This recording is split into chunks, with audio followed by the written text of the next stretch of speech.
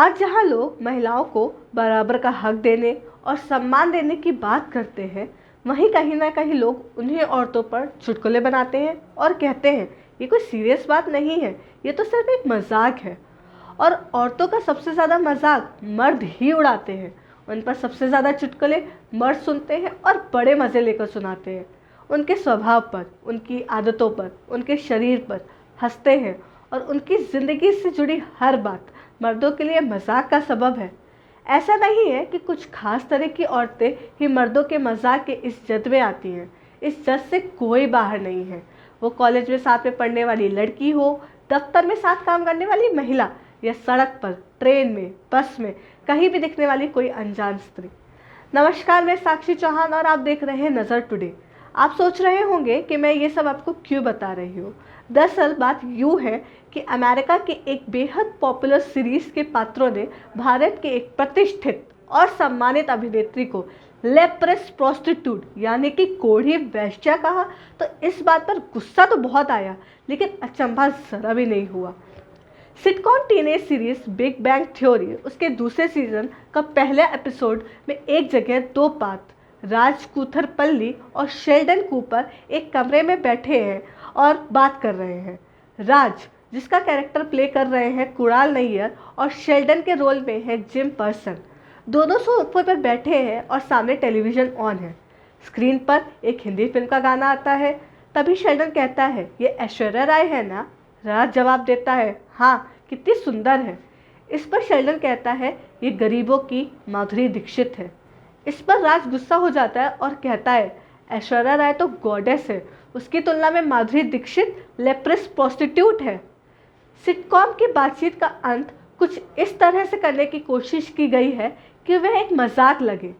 जब शेल्डन राज से कहता है, इससे पता चलता है कि तुम्हें हिंदी सिनेमा का कितना ज्ञान है, बैकग्राउंड में ठहाकों की आवाज़ भी आती है, जैसे कितना कमाल का चुटकुला सुन लिया है। दो टीनेज लड़के बैठकर अपनी उम्र में बड़ी, वरिष्ठ, अनुभवी, नामी, अपने काम में अपनी पहचान बनाने वाली एक स्त्री को वैश्या कहकर बुला रहे हैं और उनके लिए ये एक मजाक है, एक चुटकुला जिस पर सिर्फ हंसी आनी चाहिए। और उस चुटकुले को सुनने वाली स्त्री का दिल बैठा जा रहा है। इसलिए नहीं ये क्रूर मर्दवादी जोक सिर्फ माधुरी दीक्षित के बारे में, इसलिए क्योंकि ये हम सब औरतों के बारे में है। मर्द औरतों के मुंह पर हमारा मजाक नहीं उड़ाते, लेकिन हमारा दिल जानता है कि वह पीठ पीछे अपनी निजी महफिलों में हमारे बारे में ऐसी ही बात करते हैं। वह हमारे शरीर के अंगों का एक्सरे निकालते हैं, हमारे तरह तरह नाम रखते हैं, हम पर चुटकुले बनाते हैं, हमें पाने की हर जतन करते हैं और नाकाम होने पर चुटकुलों का चरित्र बन जाते हैं। हर बार हर चुटकुले का चरित्र कोई पहचान की स्त्री ही हो ज़रूरी नहीं, लेकिन हर चुटकुले की हर स्त्री आसपास की साधारण स्त्रियों जैसी ही होती है। मर्द सिर्फ माधुरी दीक्षित को वैश्या नहीं कह रहे, वह अपने आसपास की हर बुद्धिमान, आत्मनिर्भर, अपने सोच में अपना दिमाग रखने वाली स्त्री को वैश्या कह रहे हैं। और ये कहकर वह उसका मजाक नहीं उड़ा रहे, उसका अपमान कर रहे हैं। मर्दों को लगता है कि अपने जीवन की स्त्रियों के लिए तो उनके मन में बड़ा प्रेम और आदर है। अपनी माँ के लिए, अपनी बहन के लिए, अपनी पत्नी और प्रेयसी के लिए, अपने मित्र के लिए, अपने जीवन की स्त्रियों को तो वह उस नज़र से नहीं देखते। पता नहीं वो सचमुच इतने भोले हैं या फरेबी। मर्दों के निजी व्हाट्सएप ग्रुप अपने आप में ही एक रिसर्च और स्टडी का विषय है। ऐसे समूहों में एक भी स्त्री नहीं है और एक भी जोक, मीम, चुटकुला, वीडियो ऐसा नहीं होता है जो स्त्रियों के बारे में ना हो। औरतों की अश्लील तस्वीरों और वीडियो की ये खजाने उनके लिए बड़ी मामूली सी बात है, ये फ़न है। वो सिर्फ आसपास में हंसी मजाक कर रहे हैं। ऐसा करते हुए वे भूल जाते हैं कि बात उस एक चुटकुले, मीम या वीडियो की नहीं है। बात उस मानसिकता की है, उस सोच की है जिसे ऐसी चीज़ों का हास का सुख मिल रहा है। यह उनका भ्रम या फरेब जो उन्हें लगता है कि निजी समूहों में किए गए ऐसे मजाक दरअसल छनकर उनकी माँ, बहन, पत्नी और प्रेमिका तक नहीं पहुँच रहे। आप अपने जीवन की स्त्रियों को तो बचाकर किसी और स्त्री का मजाक उड़ा रहे हैं, जबकि बाहर वाला आपके जैसा ही कोई मर्द बैठा है जो आपके जीवन की स्त्रियों का वैसा ही मजाक उड़ा रहा है। उन पर वैसे ही चुटकुले बना रहा है। मीम्स, जोक्स और मजाक की दुनिया में हर कोई बराबर नहीं है। ये दुनिया भी हर वक्त कमज़ोर का ही मजाक उड़ा रही होती है। चाहे टीवी के रियलिटी कॉमेडी शो हो, इंटरनेट के मीम्स हो, चुटकुले हो, कॉमेडी फिल्म हो या सीरीज़ हो, उनमें शायद ही कभी मर्दों का मजाक उड़ाया जाता हो। मजाक उड़ेगा भी तो मर्द की नाकाफी मर्द होने और औरत जैसा होने का।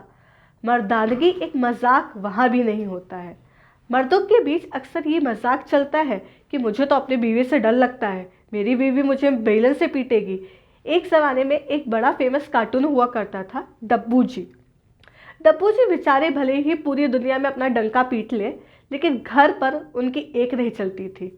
बीवी हर वक्त बेलन लेकर खड़ी थी। और एक ऐसा ही शो आता था, चाचा चौधरी और साधु। वो पूरी दुनिया में अपनी उंगली पर नचा सकते थे, लेकिन चाची उन दोनों को अपनी उंगली पर नचाती थी। उस कार्टून में भी जितनी बार चाची नजर आती, या तो उनके हाथ में बेलन, झाड़ू होता था, या तो फिर वो गुस्से से भरी होती थी। सोच कर देखिए, मर्द औरत को पीटता है। ये किसी चुटकुले, कार्टून और मीम का विषय नहीं है, क्योंकि ये एक सच है। यूएन वीमेन का डेटा कहता है कि पूरे दुनिया में हर चौथे मिनट कोई औरत मर्द के हाथों पिट रही है। गुस्सैल मर्द, बीवी पर चिल्लाता हुआ मर्द, बच्चों को डराता धमकाता मर्द चुटकुले का विषय नहीं है, क्योंकि वह भी एक सच है। हम सब अपने जीवन के अनुभवों से जानते हैं कि ये एक सच है। जो सच है वो मजाक नहीं, जो सच नहीं वो मर्दों के लिए मजाक का एक विषय है।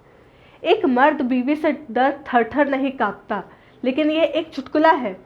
पति के डर से कांप रही स्त्री चुटकुला नहीं, जीवन की एक कड़वी हकीकत है। आप सच पर नहीं हंस सकते, आप मर्दों की फैंटेसी पर भी हंस सकते हैं, उनके झूठ पर, उनके फरेब पर, उनकी बेईमानी पर।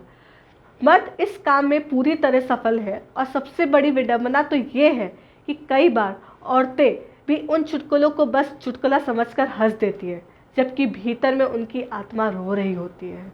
वह जानती हैं कि सच क्या है। इसी तरह की वीडियो को देखने के लिए देखते रहें नज़र टुडे। धन्यवाद।